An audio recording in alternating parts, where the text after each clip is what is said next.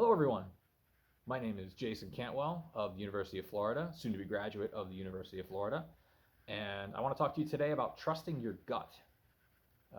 Well, not you trusting your gut, rather how I trusted my gut and helped my gut. So what do I mean? Well, the concept I'm talking about here is the microbiome. If you're not aware, the microbiome is all bacteria, archaea, fungi that live in and on you. The largest portion of your microbiome lives in your gut, in your intestines. Specifically, I want to talk to you about the large intestine. Now, the large intestine is the last part of your gut before everything exits, and that's where a lot of gut bacteria live. And in my case, that's where a lot of gut bacteria became confused. So, at the beginning of this semester, around about Labor Day, I had some stomach issues. I've had them for years, but when you get older, you'll learn. It happens. And then in mid-September, I ended up getting COVID, which if you have had it or know anything about it, about 50% of patients who have COVID have gastric distress because it irritates the gut microbiome makeup, causes something called dysbiosis. So these two things in concert caused my gut to really fall out of balance. And it caused enough distress where I went to a gastroenterologist and was diagnosed with an inflammatory bowel disease called ulcerative colitis. Lucky me, I know.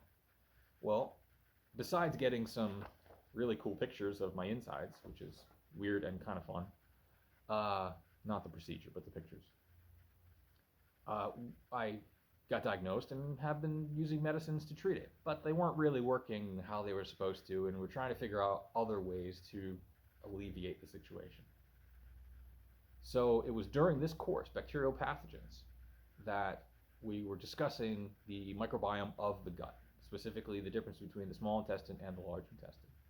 And in the large intestine, the bacteria that live there produce what are known as short-chain fatty acids, or fat molecules, fatty acids that have 6 or less carbons in their chain.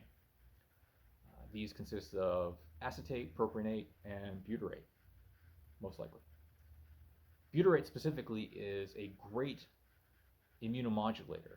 It helps to regulate the inflammatory response of the gut, which in my case was what was out of whack. It was causing a lot of inflammation where there shouldn't have been a lot of inflammation.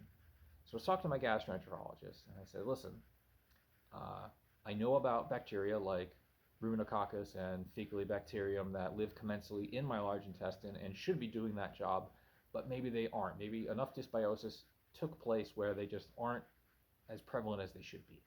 What can we do? Well, I said, how about a probiotic and prebiotic response? And I was reading some literature about it, which is linked in the description below. Well, probiotics are bacteria that you can ingest to help colonize your gut, or at least provide some type of presence that can do the job that your gut currently isn't doing. Prebiotics are food that you can consume that help the bacteria that is already there to do its job, or at least provide it with nutrients in order for the bacteria to produce the products that you need, like short-chain fatty acids. So we decided on a course of a probiotic of Bifidobacterium longum and Lactobacillus acidophilus, which are both very common and probably the two most common prebiotics because they produce short-chain fatty acids, all three of them. Prebiotics, we decided on a diet that consisted of a lot of resistant starches. What are resistant starches? There's a lot of different moving parts here. Well, resistant starches are starches that resist digestion.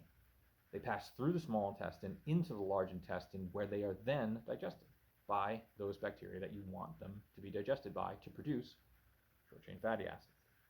So lots of plantains, a lot of cooked and cooled rice and potatoes, whole grains, lentils, and of course lots of water.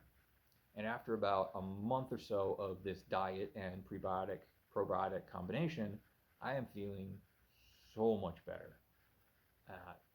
Do not take this video as medical advice or what you should do in this situation. I have enough background in the microbiome, considering it is going to be my focus going into grad school and research, that I was able to look up a bunch of papers and consult with my physician and specialist about this possible course of action.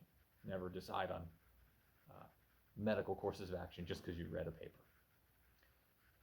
But I'd like to think that courses you take in college aren't just for tests, they're not just for credit, they can have actual real-life application to the world around you, and in my case, the world in me. So, thank you. Enjoy your courses. Thank you, University of Florida, for everything.